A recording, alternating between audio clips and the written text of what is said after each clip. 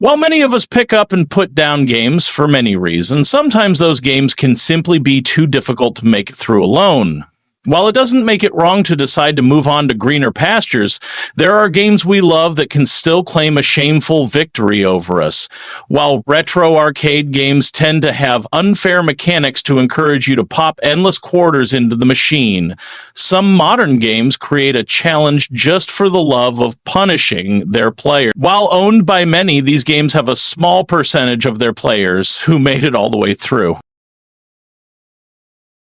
Taking inspiration from Dark Souls and Sekiro, Nioh 2 does not give you any rest, throwing powerful enemies at you from around every corner while barely giving you enough breathing room to replenish ki, change stances, or even attack. Nioh 2 tests you right out of the gate with Mizuki, requiring many tries to beat him. However, Nioh 2 doesn't have that steep of a difficulty curve after the first few bosses, but maintains it throughout, which can simply be too much for some. It also helps to look up some guides, as Nioh 2 offers vague hints at best, expecting you to discover most of its mechanics on your own.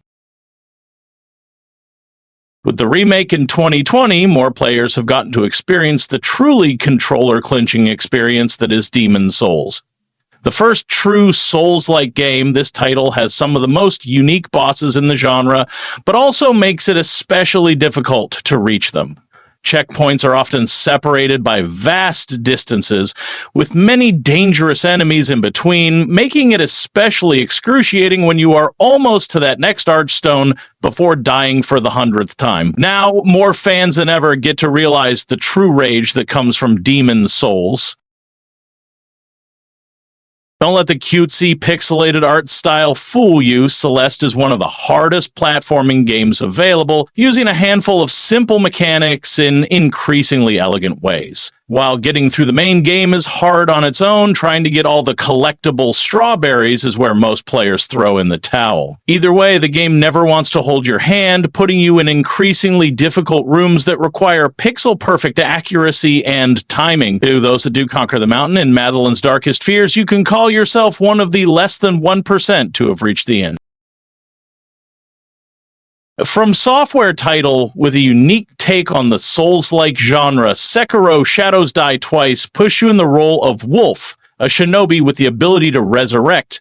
However, even with the ability for a second chance after death, it sometimes feels like you need a dozen resurrections per boss battle.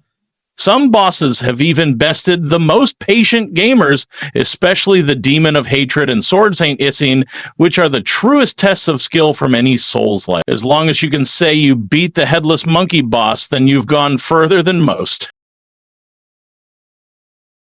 Revered for its adoption of the iconic style of cartoons from the 1930s, Cuphead allows you, and up to one other friend, to take on the devil himself, fighting off bosses that scale dramatically in difficulty. Despite the ability to change your abilities and weapons, oftentimes you will have to rely on skill alone. Even with a partner to slap you back to life, on some levels, you have to simply trust in your skills to make it through alive, let alone unscathed. It's okay if you give up after reaching King Dice. After all, he has your souls. Beyond that, the DLCs offer even more difficult bosses, eclipsing the difficulty of the base game. A rogue-like dungeon crawler, giving you control of Zagreus, the son of Hades himself. You must attempt to escape from the underworld over and over to reach this game's true ending. Even with the plethora of options to put the advantage in your court, you can't be expected to win every time.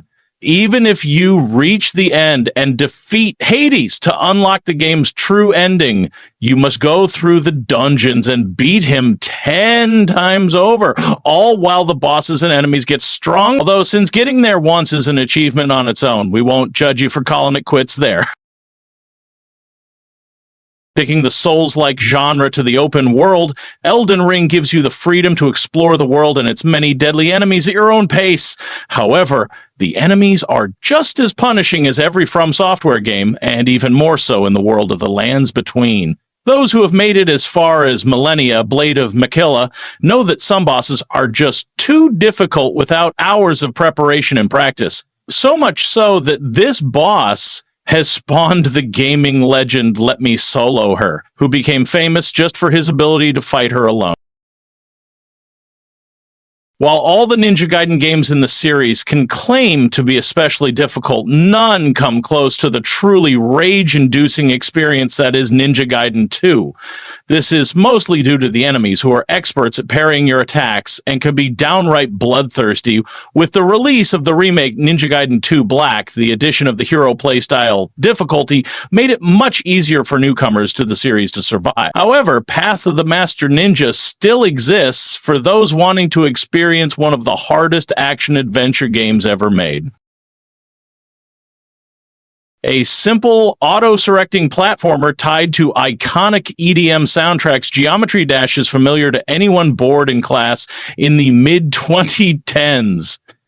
As deceptive as the looks and simplicity imply, Geometry Dash proves to have some of the most challenging obstacle courses available, with the base game having just over 20 levels, ranging in difficulty from easy to demon. Making it to the end requires Buddhist monk levels of skill, practice, and patience. If the base game's levels weren't hard enough for you, the game's active modding community has made truly inspired creations that put the original levels to shame. Hand-drawn knight fools you in the best way possible. It looks adorable. Hand-drawn art, gentle music, mysterious world. You expect a relaxing indie adventure. Then reality kicks in. You get lost constantly. There's no map marker. You keep dying to enemies that respawn. And don't even mention the platforming, those tight jumps with spikes below and flying enemies above. And just when you think you've finally figured the game out, you reach deepness. That place alone made thousands of players put the controller down and never come back. Still, if someone asks, we nod and say, Hollow Knight! Oh yeah, amazing game, one of the best Metroidvanias ever made. But deep down, we know. We never reach the Radiance. We never unlock the true ending. We just couldn't finish it. Bloodborne isn't just a game. It's a test of patience, pride, and persistence. Most of us downloaded it thinking we could handle it. After all, we survived Dark Souls, right? But Bloodborne hits different. It's fast, aggressive, and relentless. You enter Central Yharnam with confidence, and within 10 minutes, you're lying dead in a pool of your own blood, wondering what just happened. Then comes Father Gascoigne, the boss fight where 90% of casual players just gave up. Not because the game is bad, but because it's punishing. The world is cryptic, the enemies are brutal, and the checkpoints are far too unforgiving. But here's the thing, nobody really admits they quit. We just say, oh yeah, Bloodborne is a masterpiece, while secretly knowing we never saw past the Healing Church. A game that makes the combination of a cauldron and a hammer recognizably iconic. Getting over it is a game about patience, testing even the meditative gamers. Awkwardly swinging around your unconventional climbing tool, you must slowly rise over a series of random objects, placed very precariously. One misstep and you will fall through the level, passing entire sections that took hours to complete, all while Bennett Foddy himself taunts you. For most of us, there is a point where falling to the very bottom for the 9th time has you uninstalling in frustration, but few have the honor of saying they persevered to the top.